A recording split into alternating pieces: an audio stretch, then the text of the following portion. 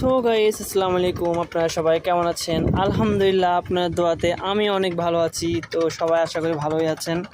তো আজকে আপনাদের সামনে নিয়ে আসলাম একটা ধামাকা একটা রেসিপি নিয়ে। তো এই মাছটাকে সবাই বেশ চেনেন, লইট্টা মাছের একটা রেসিপি নিয়ে আসলাম। তো এখানে দিয়ে দিলাম পেঁয়াজ কুচি, এর আগে দিয়ে দিচ্ছি হচ্ছে আদা রসুন বাটা, ওগুলোকে দিয়ে দিলাম।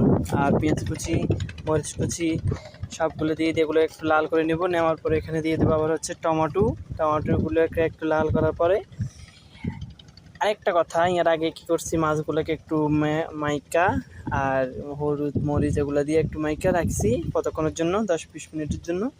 তো এখন মাছটাকেও দিয়ে দেবো। দেওয়ার পরে যখন এই মাছগুলো একটু কষে আসবে, তো এখানে হালকা পরিমাণ মতন জল দিবেন, যে যেটুকু প্রয়োজন আর কি। আমি একটু হালকা বুনো বুনো করবো, তো ওই অনুযায়ী জল দিলাম।